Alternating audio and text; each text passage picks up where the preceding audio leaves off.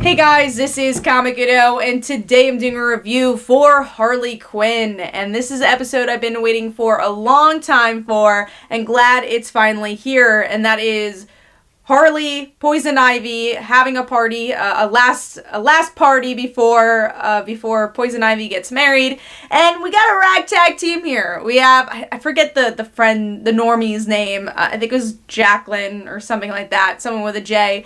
And then you have Nora Freeze, of all people. Nora's there and grieving for her husband in very strange ways. And then you have Catwoman. And then, of course, Harley and Poison Ivy. So it's already a great group of people.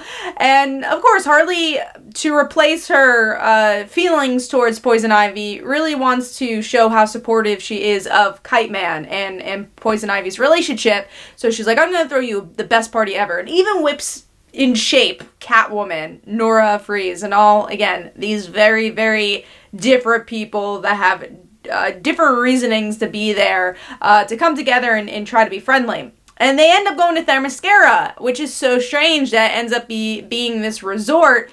Someone's weird about that. Themyscira wouldn't capitalize itself that way or participate in that. And we find out that it's all part of a villainous plan. And once again, Harley and the crew are actually going to be more superheroes and supervillains in this episode. But the big thing is that Poison Ivy and Harley hook up. And at first, like, oh, this is just a mistake. We were drunk.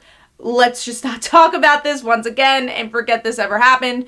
And Harley's really struggling with this because she really loves Poison Ivy and kind of is realizing her feelings a little bit more. But Poison Ivy is like, no, I really don't want this. You're my best friend. I'm marrying Kite Man. Please, this makes things a lot more complicated. And then they have a good time again, and they hook up again. So then in the end, Harley finally kind of admits her feelings to Poison Ivy and says, I love you. Why can't we be together? And Poison Ivy pretty much says that the reason I don't want to be with you is because I don't want to lose you. And really kind of admits, like, yeah, you are the most important person to me. You are the person I love the most, but that's why I can't be with you. I'd rather be with Kite Man, who's kind of the safer option and won't break my heart as much as you would break my heart. And she is worried that Harley, once she gets bored, wouldn't want to be in the relationship anymore, or that the relationship wouldn't work, and that would ruin the most important relationship that she's ever had.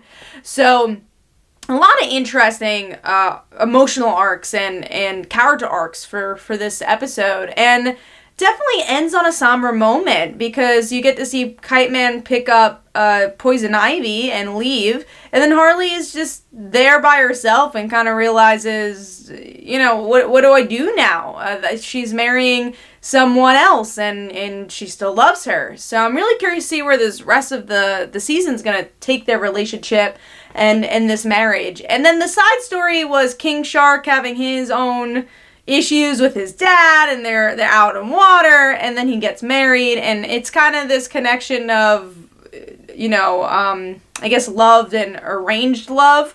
But I didn't really feel like that connected as much, and I was like, all right, let's get back to Poison Ivy and Harley. I thought that was the more interesting story. Usually they've been pretty good with the B stories, but that one, just focusing on King Shark, maybe if like the rest of the crew was with him, which I don't know how they would be underwater, but it's Harley Quinn. They probably could have done it. I think it would have been a lot more fun, but that side was a little bit weaker for me. But overall, I mean, this whole season's been really strong, but this is definitely more of an emotional episode, but there's some really good funny moments in this episode too, especially like Nora just hooking up with whoever she wants in this episode, and I hope we get to see more of that character, because that's a character we never see in the comics, so it's kind of cool just have her alive and without Mr. Freeze.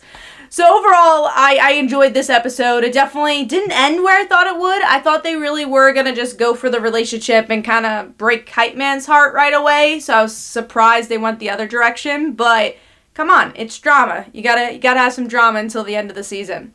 But let me know in the comments below, what did you think of this episode? This is Comic Uno. Definitely follow me on Twitter and Facebook. Go check out my comics like Father Like Daughter and They Call Her Dancer. And every Tuesday at 10 p.m. Eastern Time is Comic Book Weekly, where we discuss our favorite comics and comic book news. Thanks, guys. Bye.